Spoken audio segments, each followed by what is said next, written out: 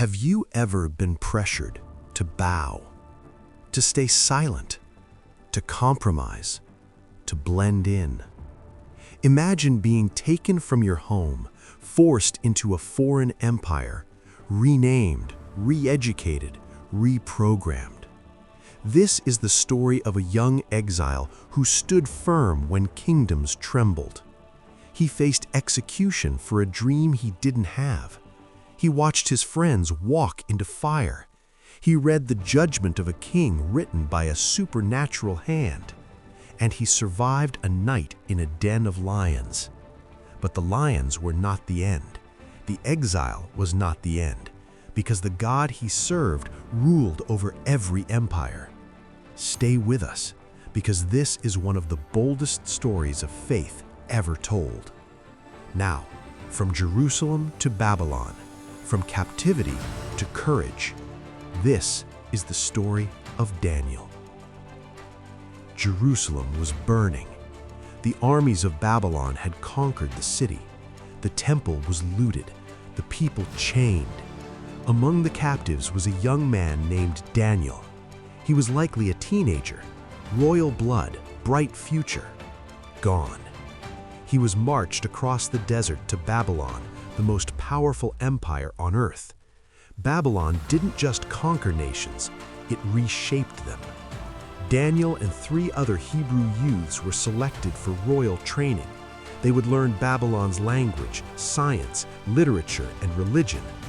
Then came the first attack on their identity. Their names were changed. Daniel, God is my judge, became Belteshazzar. But Babylon could change his name, it could not change his faith. When offered food from the king's table, Daniel made a quiet decision. He would not defile himself. He asked for vegetables and water instead. A small choice, but a dangerous one. After 10 days, Daniel and his friends looked stronger and healthier than everyone else. God honored their conviction, and Daniel was given something extraordinary, the ability to understand dreams. He would need it sooner than he thought. One night, King Nebuchadnezzar had a terrifying dream, but when he woke up, he couldn't remember it. Fury erupted. He summoned all the wise men. "Tell me the dream and its meaning." They were stunned. No king has ever asked such a thing. The king's voice thundered. "If you cannot tell me the dream itself, you will be executed." The death order went out, including Daniel. But Daniel did not panic. He prayed.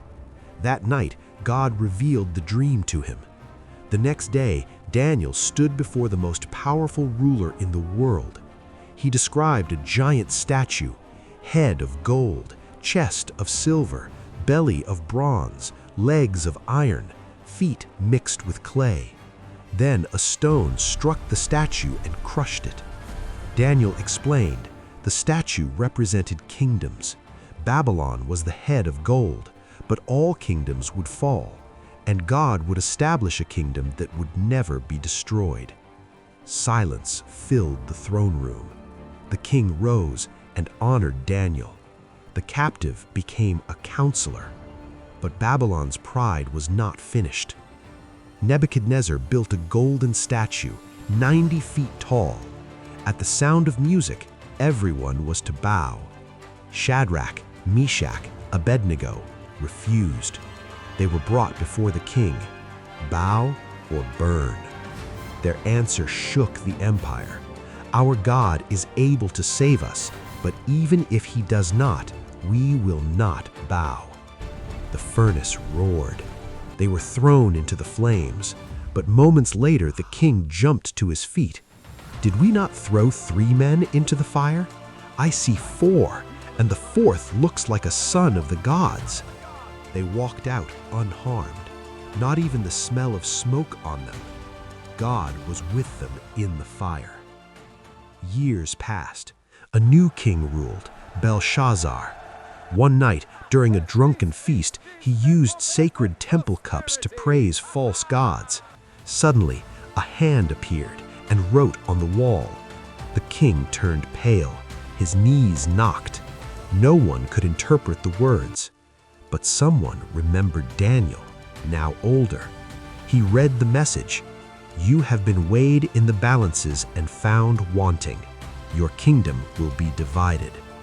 That very night, Babylon fell. Empires change, but Daniel remained. Under King Darius, Daniel prospered again. His excellence made others jealous. They devised a trap. For 30 days, no one could pray to any god except the king. Anyone who disobeyed would face the lions. Daniel heard the decree. He went home, opened his windows towards Jerusalem, and prayed 3 times a day, just as he always had. He was arrested. The king was distressed, but the law could not be changed. Daniel was lowered into the lion's den. Massive beasts, hungry, restless. The stone was sealed. Morning came. The king rushed to the den. "Daniel, has your God delivered you?" "My God sent his angel and shut the lions' mouths." Daniel was lifted out, not a scratch. The men who accused him were thrown in instead, and the lions did not wait. The king declared, "The God of Daniel is the living God. His kingdom shall never be destroyed." Daniel lived his life in exile.